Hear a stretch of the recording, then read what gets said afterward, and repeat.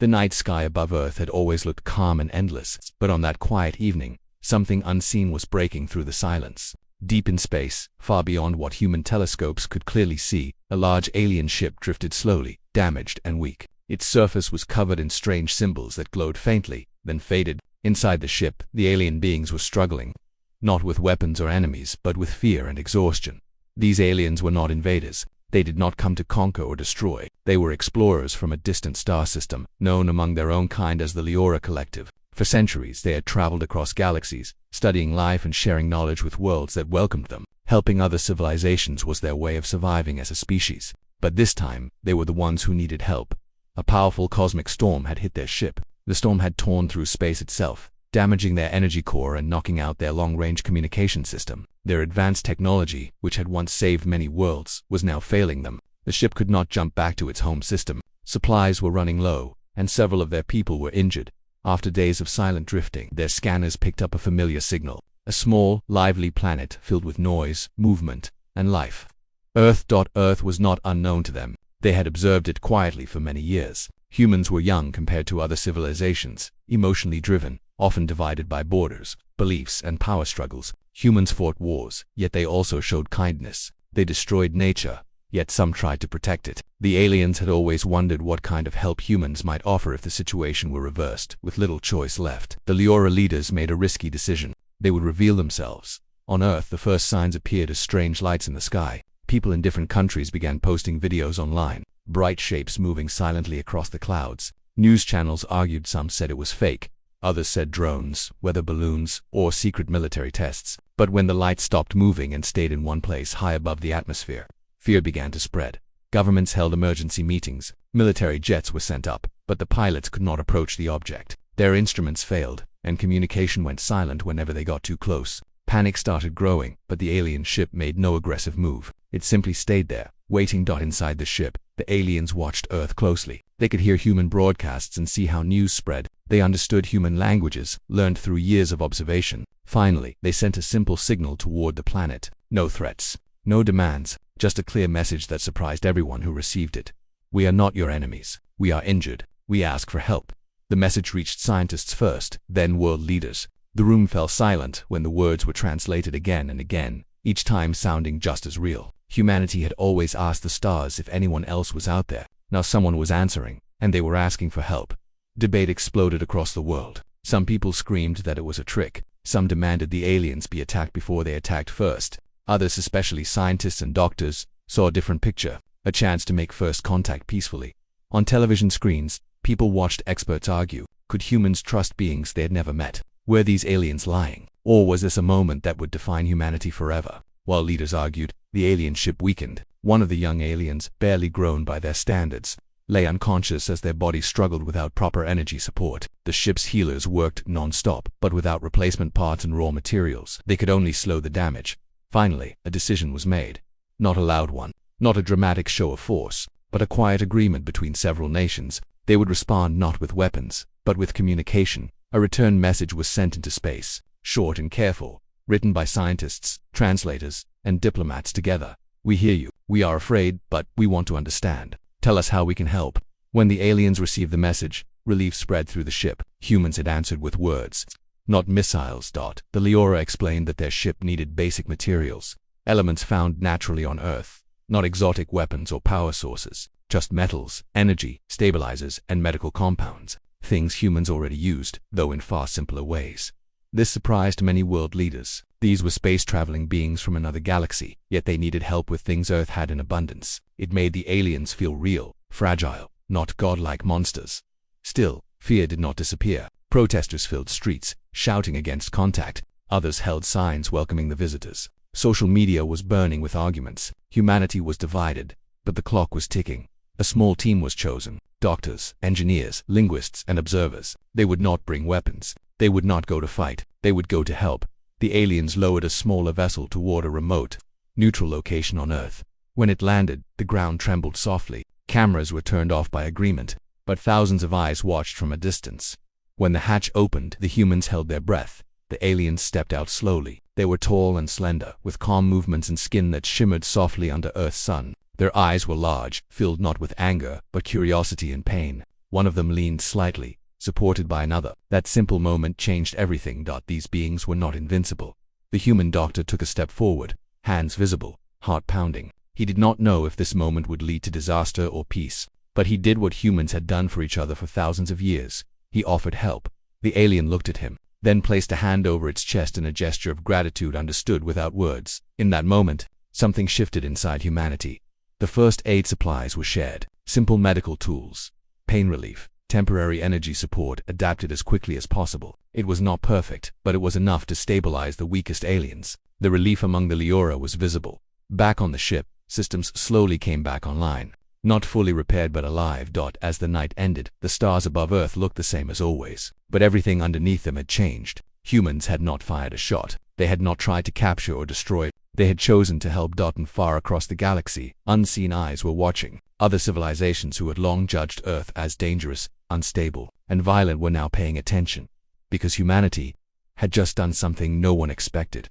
As the first medical supplies were shared and the weakest aliens began to recover, Earth did not suddenly become calm or united. In fact, the world became more divided than ever before. What had started as a moment of curiosity quickly turned into a storm of doubt, fear, an argument that spread across every country. News channels ran day and night. Some called the event the greatest moment in human history. Others called it the most dangerous mistake humanity had ever made. Experts shouted over one another. Military leaders warned of hidden threats. Religious figures questioned whether humans were interfering with forces beyond their understanding. Ordinary people watched from their homes, unsure whether to feel hope or terror.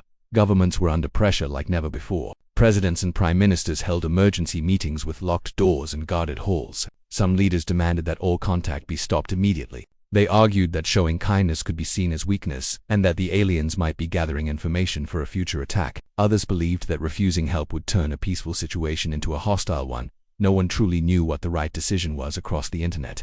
Fear traveled faster than facts. Fake images appeared showing cities supposedly destroyed by aliens. False stories claimed humans had already been taken hostage. People who had never believed in aliens before suddenly became experts overnight. Arguments broke out between friends and families. Some feared the end of humanity. Others feared missing the chance to prove that humans could be better than their past. Meanwhile, inside the alien ship, the Leora Collective waited. They could see Earth's confusion clearly. Their sensors picked up emotional changes in human communication patterns. The aliens understood fear well. Long ago, their own species had nearly destroyed itself because of it. That was why they approached other civilizations carefully, and that was why they had hesitated for so long before asking humans for help.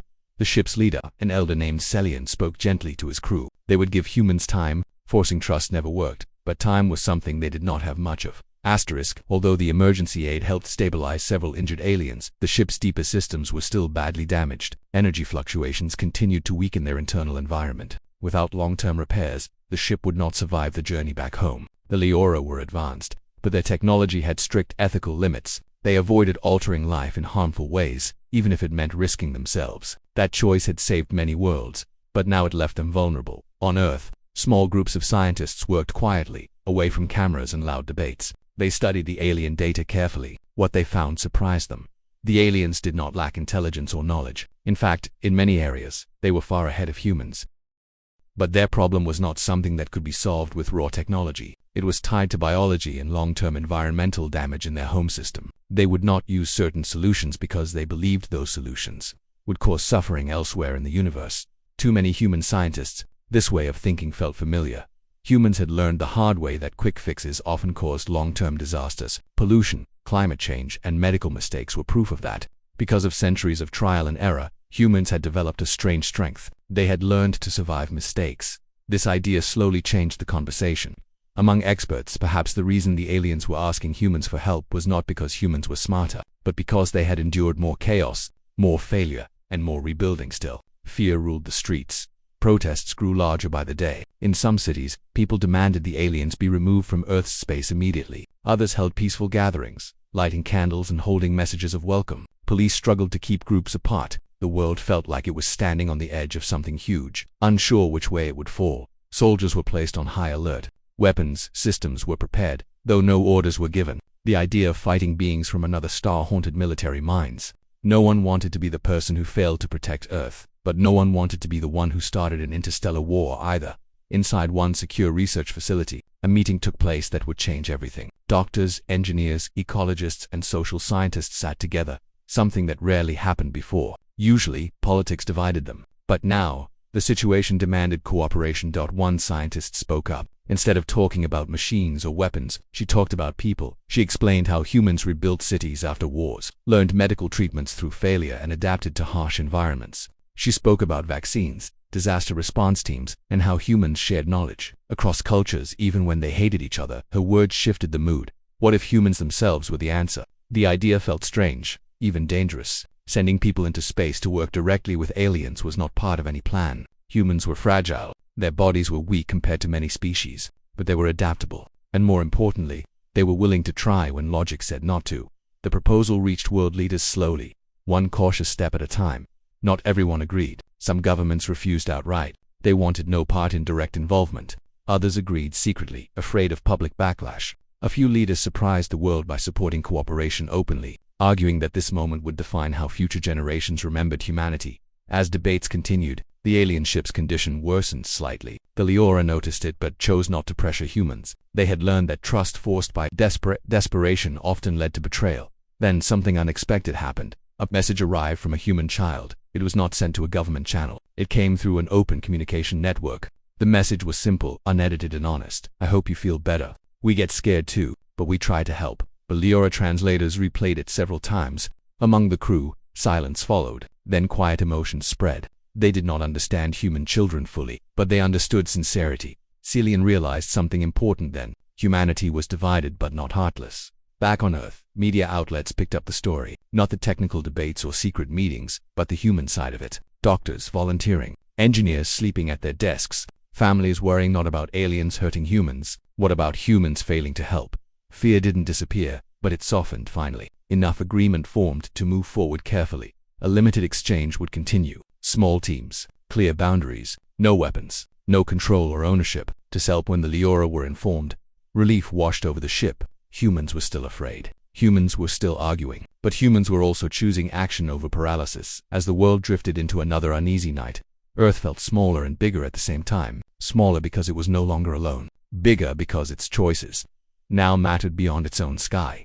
The galaxy waited. And humanity stood divided but moving forward anyway. Asterisk. When the decision was finally made to move forward, almost no one outside a few secure rooms truly understood what humanity was about to offer. People expected machines, advanced weapons, or powerful technology to be sent into space. That had always been how humans imagined helping or protecting themselves. But the reality surprised even the leaders who approved it.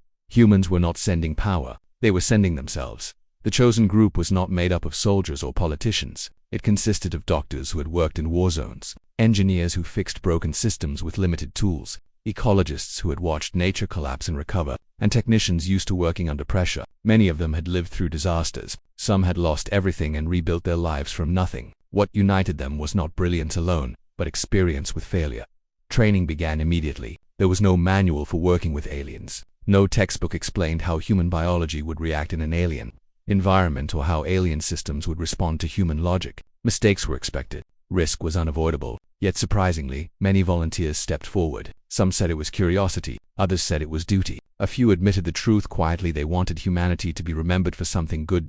As preparations continued, scientists studied the alien biology more closely. The Leora were advanced, but their bodies had evolved in a very stable environment. They rarely faced extreme conditions. Humans, on the other hand, had adapted to deserts, oceans, freezing cold, pollution, and chaos. This difference mattered more than anyone realized at first. The aliens struggled because their systems were too perfect. When something broke, it disrupted everything. Humans were used to broken systems. Hospitals worked during blackouts. Engineers fixed machines using parts never meant to fit. Doctors treated patients with imperfect tools. Human survival had always depended on adjusting, not controlling. The first small human team boarded the alien craft with careful steps. The interior felt strange but calm. The air was thinner, lighter. Soft light filled the chambers. The aliens watched closely, not as prison guards, but as nervous hosts. They expected humans to look afraid. Humans were afraid, but they kept moving. The first challenge came when human equipment failed to function properly inside the ship. Power connections didn't match. Data cables responded slowly. Instead of panicking, the humans adjusted. They rewired, simplified, and in some cases ignored the advanced systems entirely, choosing manual methods instead. The aliens observed in confusion. Why would a species capable of communication across stars still rely on such basic solutions? Then something unexpected happened.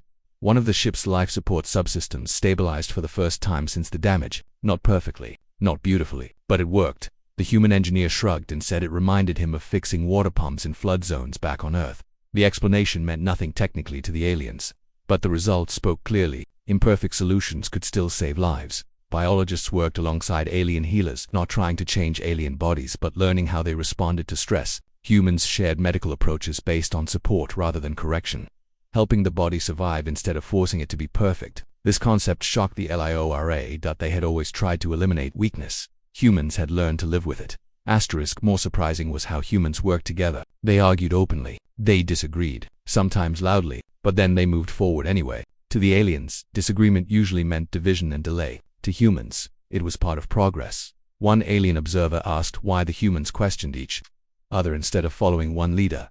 The human answered honestly, because one voice gets tired, many voices catch mistakes. That idea stayed with the Leora. The longer humans stayed aboard the ship, the more visible the difference became. Humans took breaks when exhausted. They shared stories. They laughed even under stress. This emotional release was not weakness, it kept them functional. The aliens had never seen productivity increase after laughter before.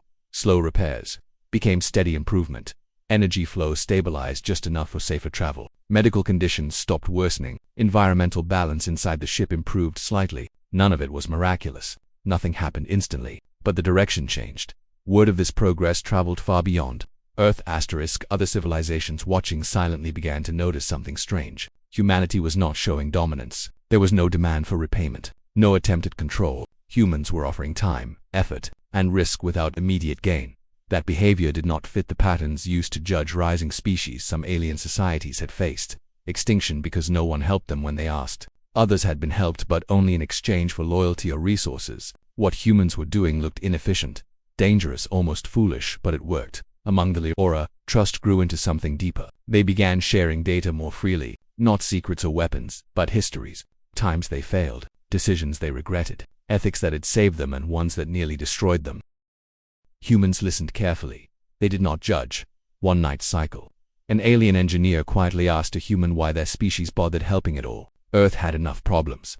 Already wars, hunger, division. The human took time to answer. He said humans didn't help because they were perfect. They helped because they knew what it felt like to be overwhelmed and alone. Because they hoped, when they failed again someday, someone might remember this moment and help them too. That answer spread through the ship. Back on Earth, public opinion slowly began to shift. Less shouting, more watching. People saw something different happening, something calmer than fear. Humanity was not winning or losing. It was learning. The aliens began to realize the truth. They had asked Earth for help expecting technology. What they received was resilience. Humans adapted again and again, even when plans failed, even when conditions changed. They didn't panic when solutions faded. They simply tried something else.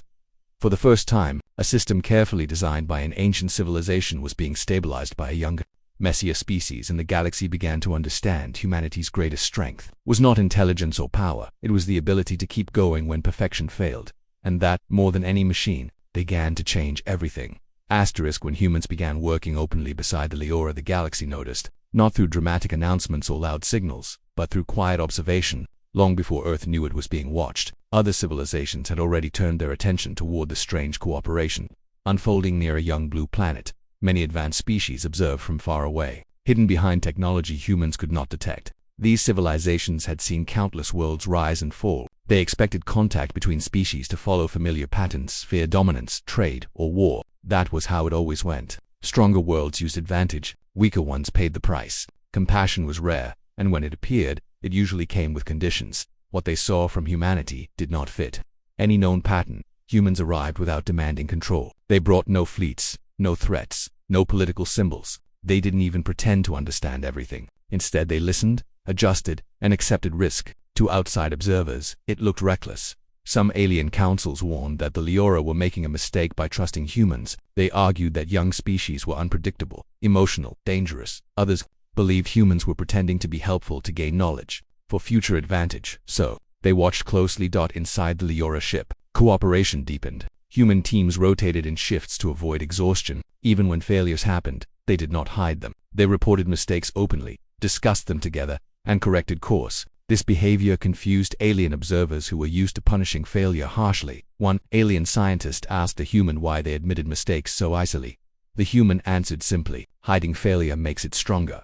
That idea slowly changed how some ancient minds thought that as systems stabilized. The Leora gained limited mobility. Their ship could now hold positions safely instead of drifting. That alone shocked outside observers. This repair should have taken years using advanced technology. Humans had achieved it in weeks using shared effort and flexible thinking. The galaxy began whispering. Some civilizations quietly shared the footage among themselves. Humans sweating, arguing, laughing, collapsing from fatigue, standing back up again. It was messy. It lacked elegance. But it worked. What truly changed everything was a moment no one planned. A power fluctuation deep inside the ship triggered a temporary shutdown in a life support sector. Several aliens were trapped. Automatic systems failed to respond. Under traditional protocols, evacuation would have taken priority. Even if some did not survive, the humans reacted differently. Without waiting for permission, 2 humans rushed in manually, using emergency breathing gear not designed for alien environments. They risked their own lives to stabilize the chamber and assist the trapped aliens. 1 human collapsed from oxygen imbalance. Another suffered nerve shock. Both survived. The aliens were stunned. For civilizations that avoided unnecessary sacrifice, this action was deeply unsettling. Humans had endangered themselves not because logic demanded it, but because lives were at stake. Word of this incident spread quickly among observing civilizations. Debate erupted. Some argued this behavior proved humans were emotionally unstable and therefore dangerous. Others saw something rare, a species that valued life beyond strategy on Earth. The public learned about the incident days later. Fear resurfaced briefly, but it was quieter now. Instead of protest, there was concern for the humans working in space. People spoke less about invasion and more about safety. The tone had changed. Inside the ship, trust crossed a line and became partnership. The Leora began involving humans in deeper planning, not because humans understood alien technology better, but because their approach made systems more forgiving, sustainable, alive. Alien engineers noticed something surprising. After human involvement, system errors still happened, but catastrophic failure became less likely. Redundancy increased. Flexibility spread. The ship became less perfect but more survivable. That attracted attention from even more distant observers. Some civilizations had massive empires built on control and stability. They ruled through precision and dominance. Seeing a small species strengthen another not by control, but by cooperation, challenged centuries of belief. If this model worked, then many empires were built on the wrong idea.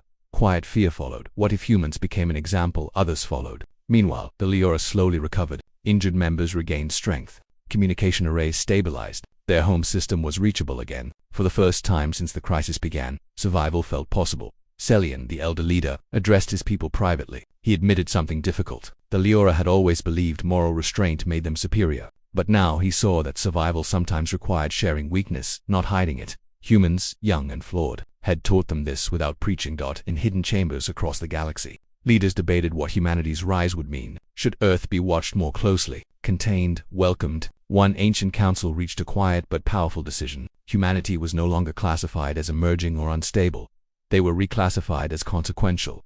This was a rare status. It meant that human actions now mattered beyond their own world. Back on Earth, life continued almost normally. People still went to work. Children still went to school. Wars still existed. But in the background, humanity was being judged for something other than conflict. The humans aboard the Leora ship did not know the galaxy was watching. They were too busy fixing problems, sharing meals with alien counterparts, and learning small gestures of respect between species. One evening cycle, a human shared music. Simple, imperfect sound waves recorded centuries earlier. The aliens listened quietly. It made no technical sense, but it stirred something. Emotional even they struggled to name. That moment was recorded by silent observers and as evidence of culture but as proof of shared experience. By the time the Leora ship was ready to depart Earth's space safely, the galaxy had reached a quiet agreement. Humanity was not to be rushed, challenged, or attacked. They needed to be understood.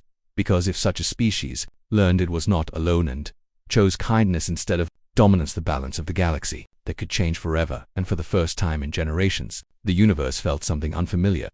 Uncertainty, not the dangerous kind, the hopeful kind. The day the Leora ship finally prepared to leave Earth's space, there was no celebration, no loud announcement, and no victory speeches. The ship rested quietly above the planet, held steady by systems that were still imperfect but alive. For the first time since their crisis began, the Leora were no longer running from collapse. They were going home. Humans stood inside the ship one last time, checking systems, sharing final notes, and confirming that the repairs would hold during long travel. There were mistakes in the charts. Small risks still existed. Everyone knew it, but they also knew something more important. The ship did not need to be perfect. It only needed to survive. Among the humans and the Leora, emotions ran deep but controlled. The aliens expressed gratitude in their own calm way. Humans responded awkwardly, unsure how to accept thanks for something that felt natural to them. To many of the humans, this mission was not heroic. It was simply what had to be done before departure. Celian, the elder leader of the Leora, requested one final shared gathering. No speeches, no ceremonies, just presence.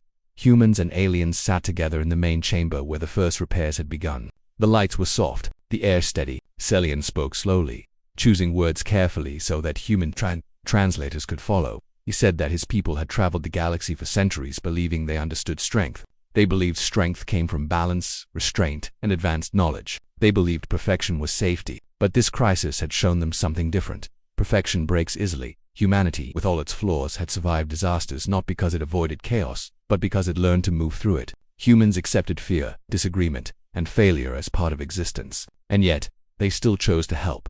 That choice mattered. Celian admitted that the Leora had watched many worlds die because help came too late or came with conditions. When they asked Earth for help, they expected negotiation, fear, or rejection. What they received instead was effort without ownership.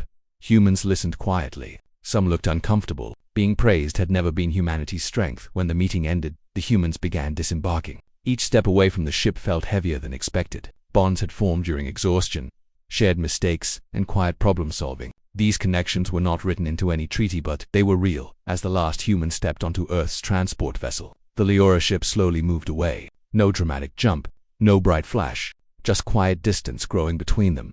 From the surface of Earth, the ship appeared as a fading light, then disappeared into the stars. But the story had already traveled farther than the ship itself. Across the galaxy, observers reached conclusions that would not be announced publicly for a long time. Humanity had altered expectations. They had not demanded technology. They had not claimed credit. They had not tried to control the outcome. Instead, they showed up, helped, and stepped back. For many civilizations, this was deeply unsettling. Empires built on control questioned their foundations. Species that believed emotional distance was wisdom struggled to understand human connection. Younger civilizations, still afraid of contact, quietly felt hope. If humans could look beyond fear and still choose restraint, maybe survival did not require domination. Back on Earth, the world slowly returned to its routines. Attention shifted. News cycles moved on. Some people tried to forget the entire event, finding it too large to process. Others held on to it quietly, knowing something important had happened even if it was hard to explain.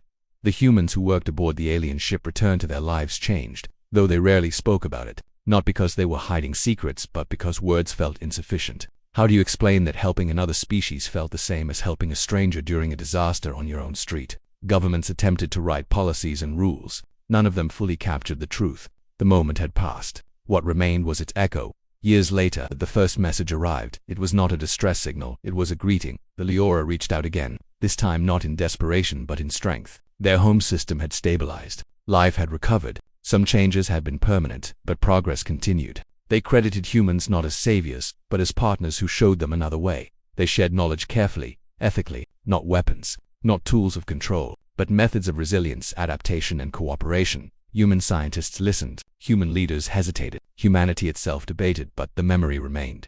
When someone needs help, you respond. That reputation spread faster than any technology. Other species began watching Earth, not out of fear but curiosity. They wondered how a divided world could still act together when it mattered. Humanity did not become a galactic power overnight. There were no space armies, no grand alliances, no sudden peace on Earth, but something quieter changed.